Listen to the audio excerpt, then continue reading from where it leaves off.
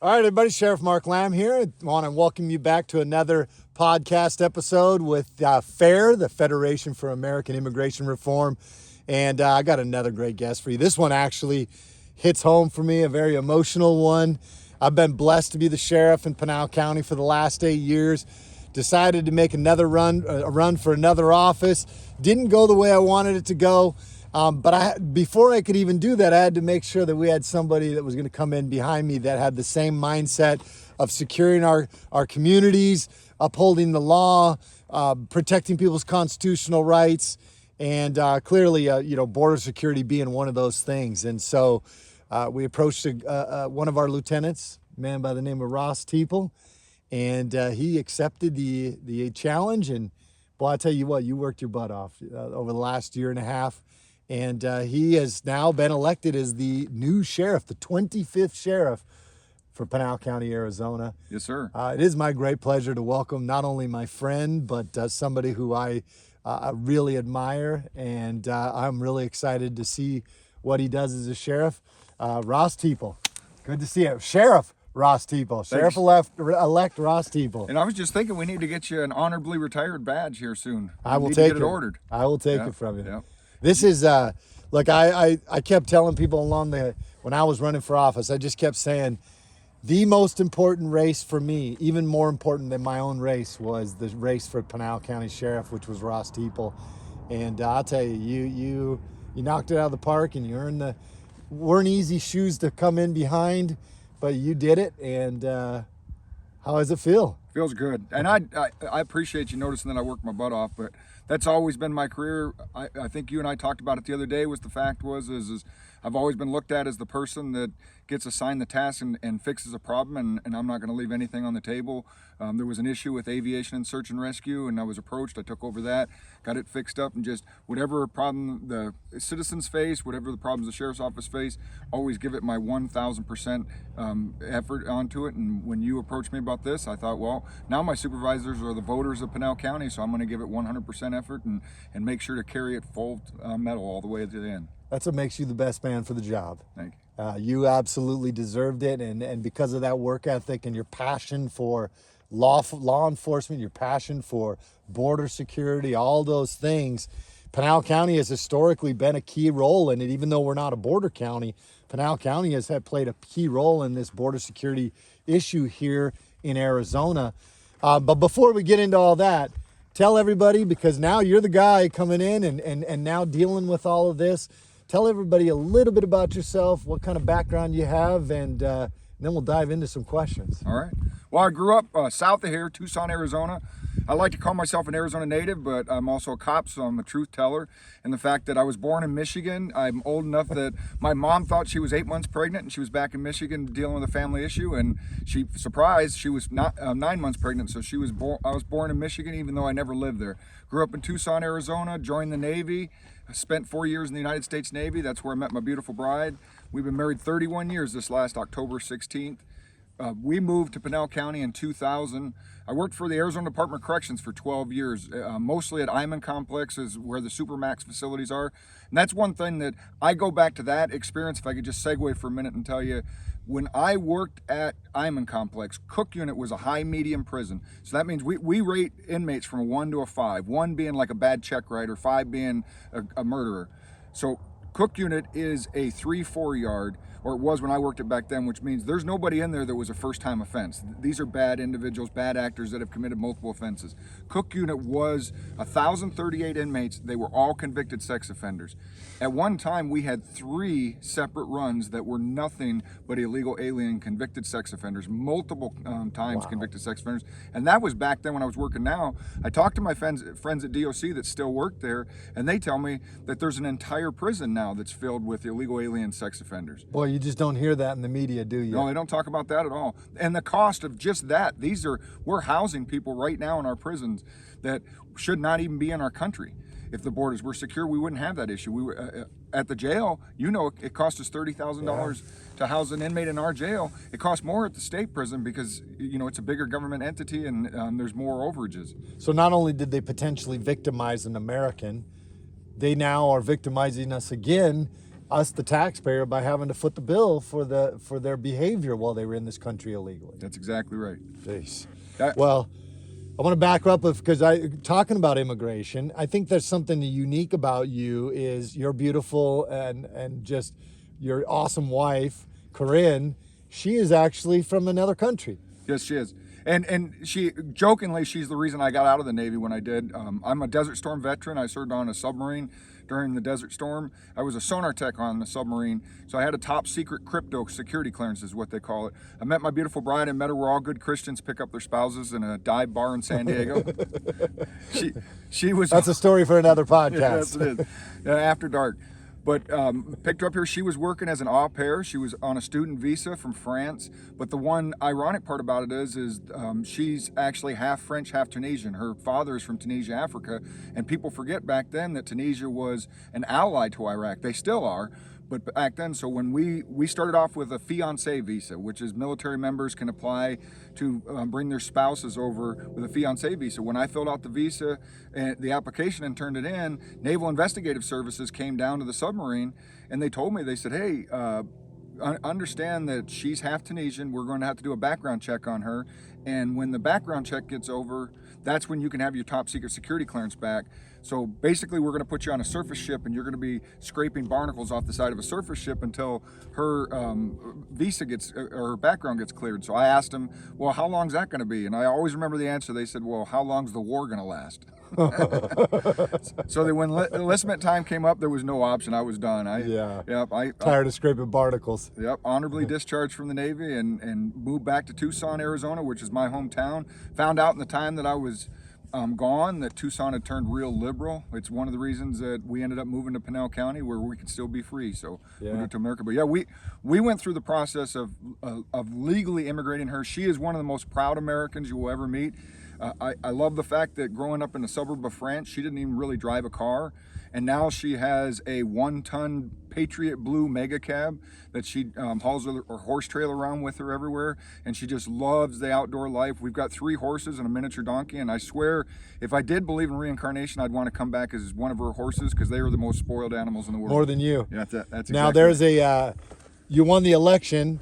Part of that winning the election was you committed to getting her a new horse. She got the horse before the election. What's the horse's name? Sheriff. Sheriff. I love it. I love it. Yeah, and it's actually the biggest followers. I had no social media when we started down this path, and you were the one that mentored me in so many different ways on this. And you said, you got to get the social media, you got to get your message out there. It's the way that you can directly talk to the people. And the biggest number of followers I got was when you gave me a shout out on the Sean Ryan show. And our biggest real following is the one that, and I kind of knew it was coming because I told her if I won the election, she could have a new horse.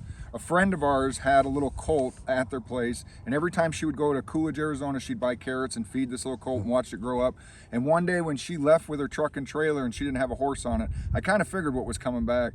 And so when she came back, she brings this little baby colt out and she's walking it. And so I just walked out with my phone and I was just like, hey, what's this? And she goes, this is Sheriff and it's a baby. I knew it was done then. So. Well, I knew that you were going to win at that point. You had to win at that point. Had to win it. We couldn't have a horse named Sheriff and not have a sheriff owning it. So, nope. Well, we've got a lot of problems, that in this country. I think there's a lot of issues that we're dealing with, and border being one of them. Now that you're in this place, the sheriff-elect, how do you see what's been going on at the border, and what do you hope or what do you anticipate? What would you like to see moving forward throughout your term as a sheriff? I'm really looking forward to them going back to the pre-Biden policies. As far as the border is concerned with me, I'm a real black and white person. I believe KISS, keep it simple, stupid. And if the majority of the people that are claiming asylum when they reach the United States are from a country other than our neighbor to the south, they don't qualify for asylum status. So what I'm hoping is I heard President-elect Trump talk about moving the asylum judges to the border. So then when these people are captured by Border Patrol, and that's one of the most important things is Border Patrol has the resources to get the job done. They just need to be better allocated. I have a good friend of mine that I will not name by name because I don't want to get him in any trouble, but he's worked for Border Patrol for many years. And he was so fed up that he said if Kamala Harris won, he was going to retire. And he was not that type of person, but he was done. He goes, I go to the office every day and I make peanut butter and jelly sandwiches and I fill out forms all day long. There's no one in the fields right now capturing these individuals. Yeah. And that's one of the big things is reallocate these resources. No more catch and release. Catch these individuals, determine that they're not here legally, and have them leave. We all have front doors on our houses. We want people to use the front door when they come to our house. If someone broke in your window and crawled into your house, you'd have an issue with that. That's what we're experiencing right here is they're not using our legal points entry. Even if you walked in my front door without permission, we'd have a problem. That's exactly right. So where do you see, as a sheriff, where do you see Pinal County's role in this border situation, border crisis, immigration problems? Especially now we got this new proposition that passed. So where do you see Pinal County's role, and as a sheriff, what do you think of this Prop 314? And you might even explain it to people. I actually did a commercial for Prop 314 because I believe in it so hardly.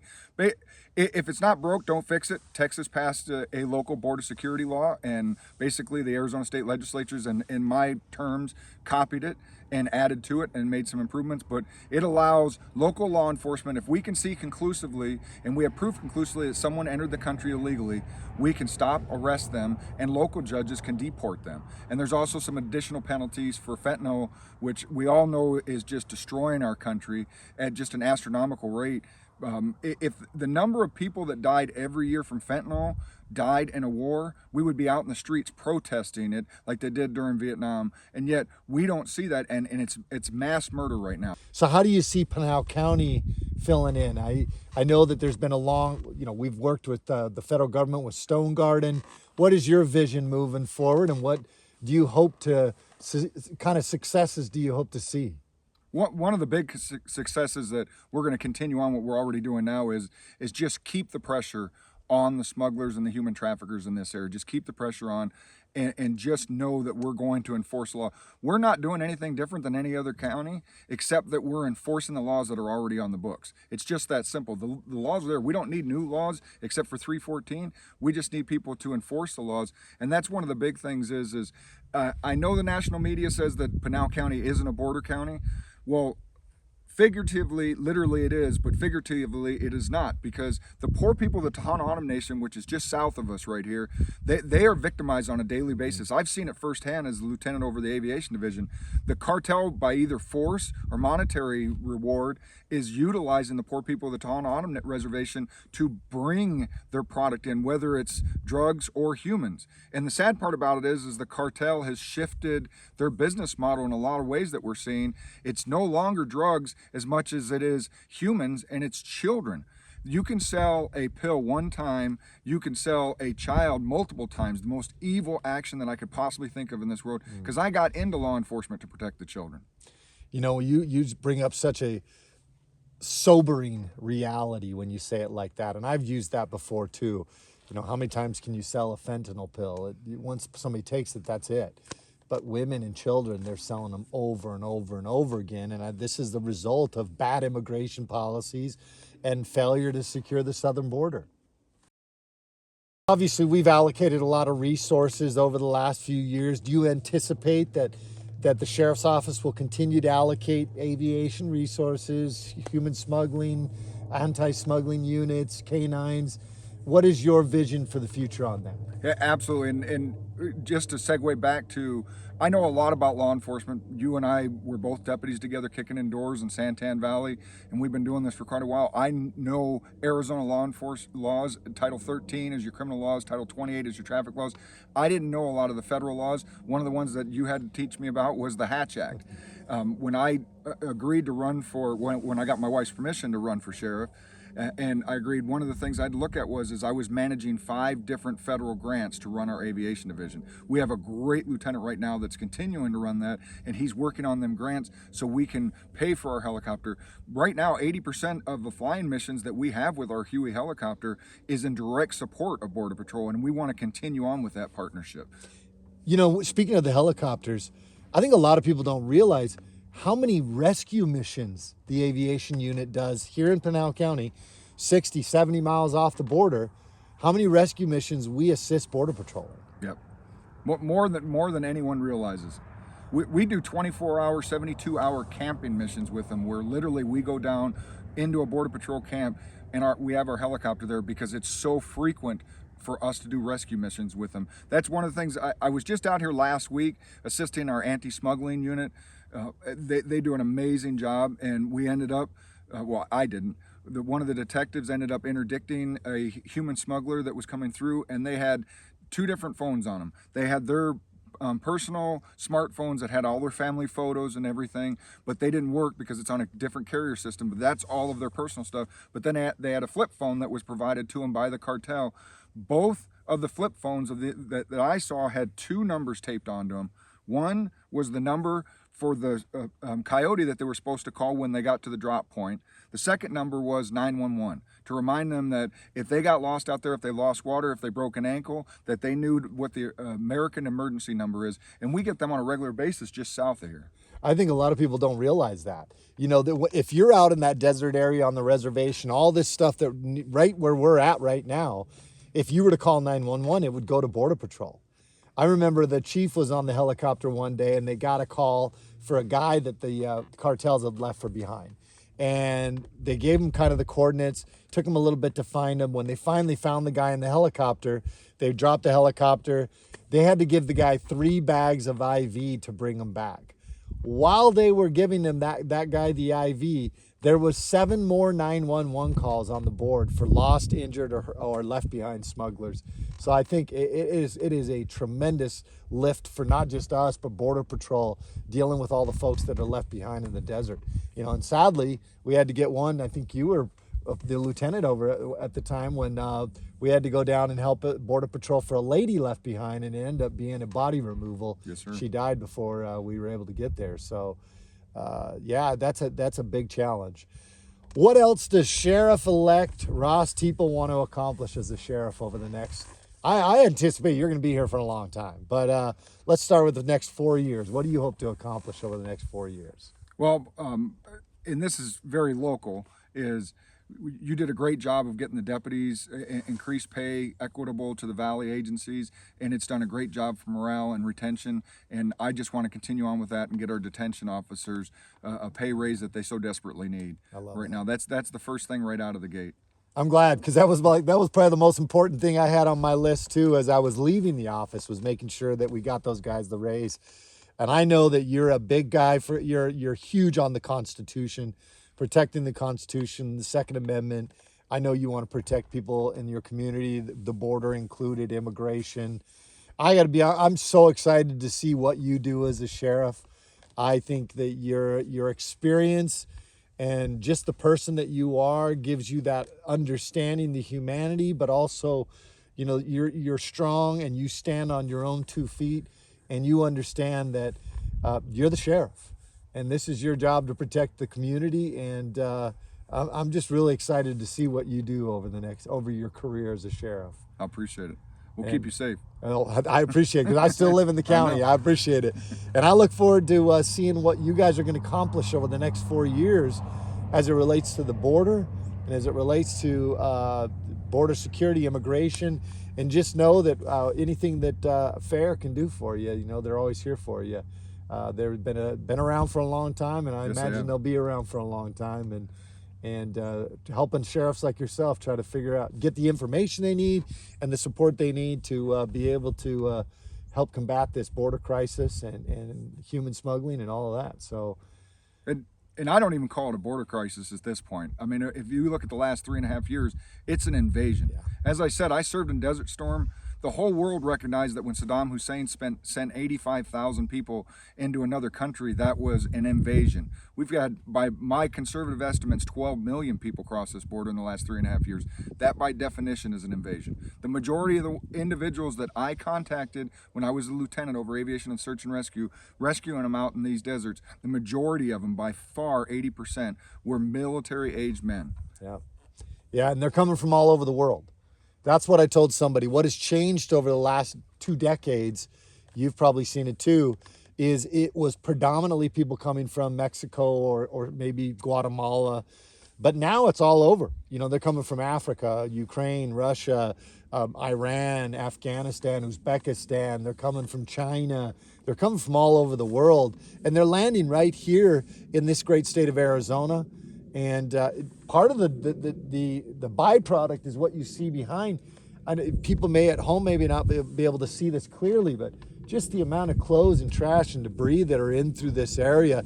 And we could show you another 50 to 100 areas out here that look exactly the same.